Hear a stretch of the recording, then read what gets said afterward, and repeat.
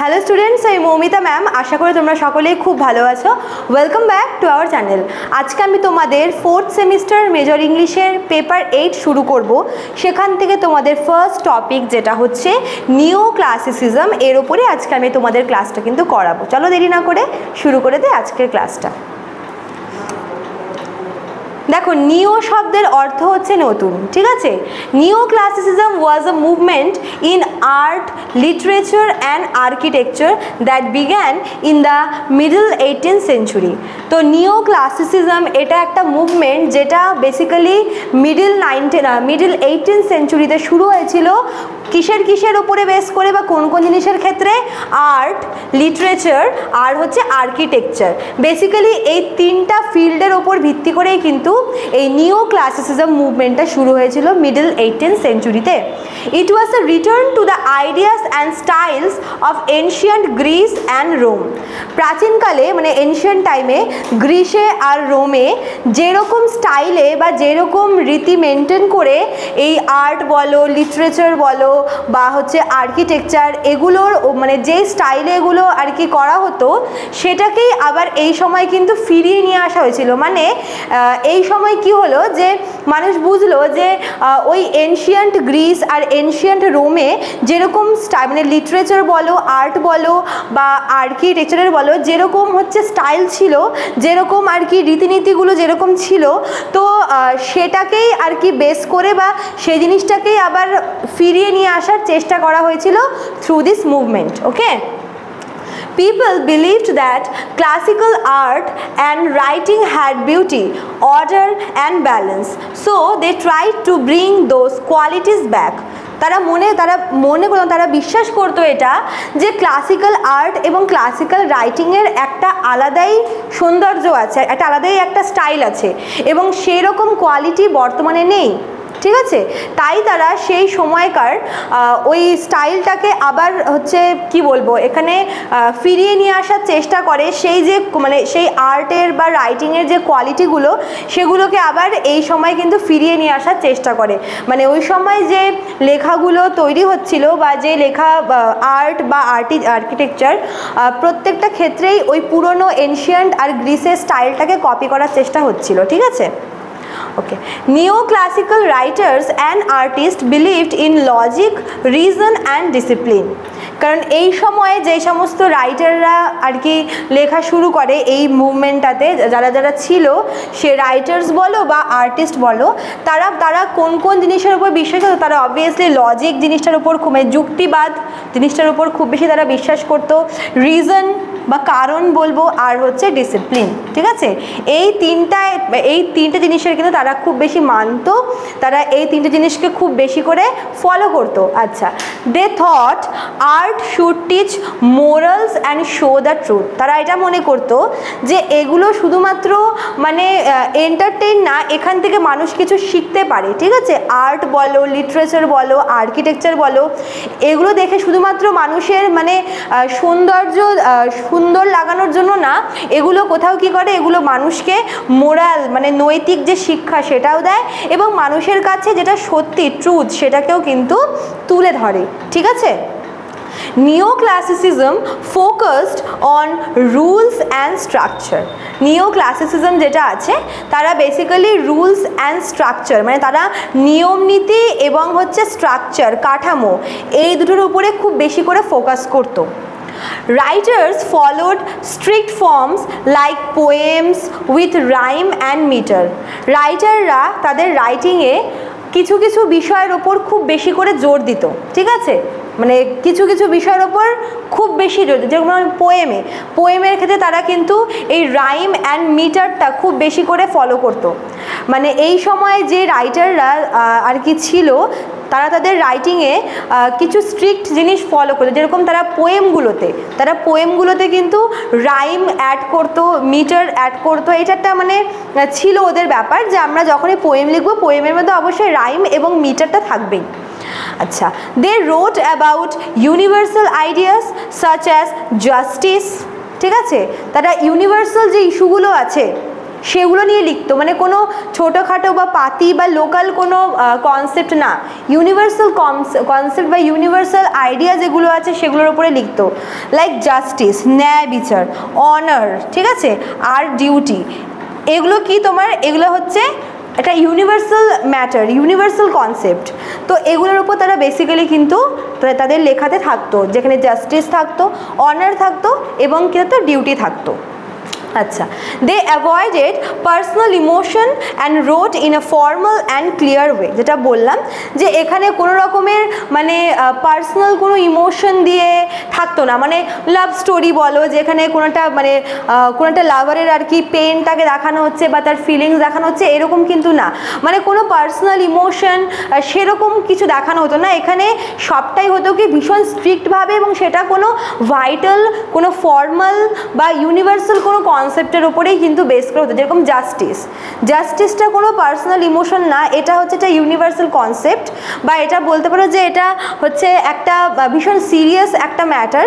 তো এই জিনিসগুলো নিয়ে কিন্তু তারা কিন্তু লিখতো, সেখানে কোনো পার্সোনাল ইমোশন ছিল না, এবং তারা ভীষণ ফর্মাল ওয়েতে লিখতো। কোনো রকমের কোনো মানে কি বলবো, যেরকম আমরা লাভ স্টোরিতে বা লাভ যে রোম্যান্টিক পোয়েট্রিতে আমরা দেখি যে সেখানে কিছু হচ্ছে ইমোশনাল অ্যাপিল থাকে বা কিছু পেইনফুল কিছু কোটেশন থাকে। তো এখানে সবটাই কিন্তু ভীষণ ফর্মাল, হ্যাঁ, এখানে ইনফর্মাল বা পার্সোনাল ইমোশনের কোনো জায়গা নেই, সবটাই ইউনিভার্সাল কনসেপ্টের উপর বেস করে লেখা হয়। আচ্ছা, তারপর দেখো কি বলেছে, famous neo classical writers include Alexander Pope, John Dryden and Samuel Johnson. এরা ছিল নিও ক্লাসিক্যাল পিরিয়ডের হচ্ছে কিছু বিখ্যাত রাইটার। তোমরা পোপের লেখা পড়েইছো, the Rape of the Lock, Dryden আছে আর হচ্ছে স্যামুয়েল জনসন। এরা তিনজন ছিল নিও ক্লাসিসিজম যে পিরিয়ডটা সেই সময়কার হচ্ছে মানে একজন প্রমিনেন্ট রাইটার্স এরা, ঠিক আছে। Their works were influenced by Roman writers like Horace and Virgil। তো তারা মানে এই যে রাইটাররা মানে আলেকজান্ডার পোপ বলো, ড্রাইডেন বলো, স্যামুয়েল জনসন বলো, এরা যেহেতু হচ্ছে গ্রিক আর মানে গ্রিস আর রোমের স্টাইলটাকে কপি করতো, তো তারা রোমান রাইটারদের থেকেও কিন্তু ইন্সপায়ার হয়। যেরকম দুজন নাম দেওয়া আছে, দুজন, একটা হচ্ছে হোরাস আর একটা হচ্ছে ভার্জিল। এই দুজন রোমান রাইটারের লেখা থেকে কিন্তু ইন্সপায়ার হওয়া এই তিনজন রাইটার, আলেকজান্ডার পোপ, ড্রাইডেন এবং Samuel Johnson. They used satire on to point out the flaws of society and human behavior. Even তারা এই দেখো এই টার্মটা তোমরা আগেই পড়েছো, এই টার্মটা স্যাটায়ার। এই যে টার্মটা, এটার মানে হচ্ছে ব্যঙ্গ করা বা তাচ্ছিল্য করা। কোন জিনিসটাকে?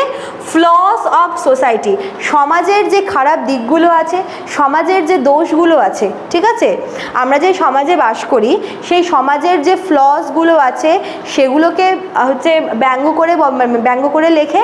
আর কি? হিউম্যান বিহেভিয়ার, মানুষের চরিত্রের যে দোষগুলো আছে। আমরা একজন মানুষে অনেক রকমের চরিত্র দেখতে পাই, ঠিক আছে। কেউ মনে করো যে ভীষণ জেলাস, কেউ শো অফ করতে পছন্দ করে, কেউ ভীষণ ইন্ট্রোভার্ট, অনেক রকমের কিন্তু মানুষের ক্যারেক্টারিস্টিক রয়েছে। তো সেই হিউম্যান বিহেভিয়ারগুলোকে কিন্তু হচ্ছে ব্যঙ্গ করে তারা বেসিক্যালি লিখতো। আচ্ছা, in art and architecture neoclassicism used simple lines and strong shapes। তো এটা তোমার গেল হচ্ছে রাইটিংয়ের ক্ষেত্রে কী কী ব্যবহার করতো। এবার আমরা আসি আর্ট আর আর্কিটেকচার, এর ওপরেও কিন্তু নিও ক্লাসিসিজম ব্যাপারটা মানে নিও ক্লাসিসিজমের পিরিয়ডটাতে কিন্তু এই দুটো ফিল্ডের উপরে ফোকাস করা হয়েছিল। নিও ক্লাসিসিজমে কী করা হতো, এই দুটো ফিল্ডের উপর বেসিক্যালি ভীষণ সিম্পল লাইন ইউজ করা হতো, ঠিক আছে। আর কি ভীষণ মানে লাইনগুলো সিম্পল কিন্তু স্ট্রং শেপস ইউজ করা হতো। লাইক বিল্ডিংস, যেরকম বিল্ডিংগুলোকে রোমান টেম্পলের মতো করে রেডি করা হতো, মানে আগেই বললাম যে এটা রোম আর হচ্ছে গ্রিস থেকে ইন্সপায়ার হওয়া। তো পুরনো যে রোমান টেম্পলগুলো আছে সেখান থেকে ইন্সপায়ার হয়ে এই সময় বিল্ডিংগুলো নির্মাণ করা হতো। আচ্ছা, ওই যে উইথ কলামস অ্যান্ড ডোমস, যেখানে আমরা কলামও দেখতে পারবো আবার ডোমসও রয়েছে। ডোমস আর কলাম মানে এটা হচ্ছে মানে রোমান আর কি টেম্পলের একটা ফিচার্স, বৈশিষ্ট্য।